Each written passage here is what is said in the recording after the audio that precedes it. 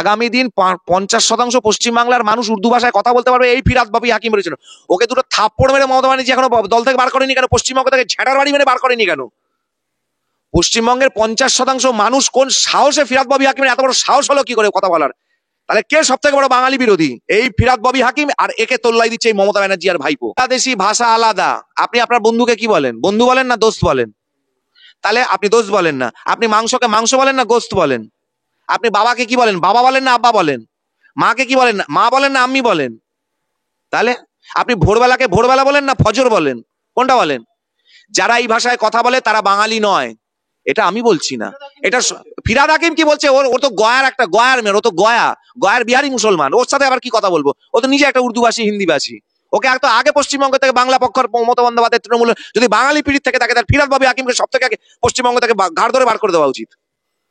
যে ফিরাদ বাপি হাকিম বলেছে আগামী দিনে 50% মানুষ উর্দুতে কথা বলবে, যে সিদ্দিকুল্লাহ চৌধুরী বলেছে দক্ষিণ কলকাতা হচ্ছে ওয়াকফ বোর্ডের সম্পত্তি, ঘাড় ধরে তো আগে তাদেরকে বার করা উচিত। এরা তো কেউ বাঙালি নয়। আর আমরা বাঙালি বলতে তাদেরকেই মানি যাদেরকে বঙ্কিমচন্দ্র, ঋষি বঙ্কিমচন্দ্র চট্টোপাধ্যায় বাঙালি বলে গেছেন।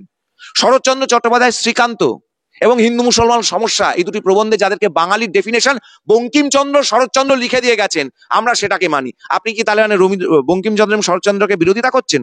মমতা বন্দ্যোপাধ্যায় কি বঙ্কিমচন্দ্র শরৎচন্দ্রের বিরোধিতা করছেন? তার মানে যদি করেন, সাহস থাকলে প্রকাশ্যে বলতে বলুন, এবং বলে রবীন্দ্রনাথের এবং বঙ্কিমচন্দ্রের শরৎচন্দ্রের কুশপুত্তলিকা দাহ করতে বলুন, তাদের বিরুদ্ধে আন্দোলন করতে বলুন। এসআইআর হবে বলছে? আলবাত হবে। মমতা বন্দ্যোপাধ্যায় কে করতে দেওয়ার না করতে দেওয়ার? এসআইআর সম্পূর্ণ ইলেকশন কমিশন, সেন্ট্রাল গভর্নমেন্ট এবং ইলেকশন কমিশনের আওতায়। অনুব্রত মণ্ডলের ভাষা আন্দোলনের অনুব্রত মণ্ডলের বক্তব্যটা ভেবেছিলাম মমতা বন্দ্যোপাধ্যায় চালাবেন। ওটা তো বাংলা ভাষাতেই বলেছে, পুলিশের মা বউকে ধর্ষণ করার। তো ওটা চালিয়ে নিয়ে ভাষা আন্দোলনটা করতে পারতেন, বোলপুরে ভালো লাগতো মমতা বন্দ্যোপাধ্যায়ের। বা হয়তো অনুব্রত মণ্ডল হয়তো বাঙালি নয়, সেটা হতে পারে। বা পুলিশটা হয়তো বাঙালি নয়, বা পুলিশের মা বউ হয়তো বাঙালি নয়, সেটা হতে পারে। বা মমতা বন্দ্যোপাধ্যায় নিজেও হয়তো বাঙালি নয়। ব্যানার্জি যদি এখন অন্যরকম কাস্ট ফাস্টের হয়ে যেতে পারে মমতা বন্দ্যোপাধ্যায়ের রাজত্বে। আর গতকালকে তো আমরা দেখলাম বিদ্যাসাগর ঈশ্বরচন্দ্র বন্দ্যোপাধ্যায়ের মূর্তিতে তিনি নিজের গলার ঘেমো গামছাটাকে পরিয়ে দিলেন। এত বাঙালিকে উনি সম্মান করেন মমতা বন্দ্যোপাধ্যায়।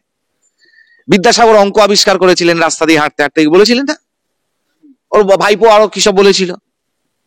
তো যার কোনো পশ্চিমবঙ্গ সম্বন্ধে, বাঙালি সম্বন্ধে কোনো জ্ঞানই নেই, নামে মাত্র মমতা বন্দ্যোপাধ্যায়। বন্দ্যোপাধ্যায়টা হয়তো সাজানো পদবী।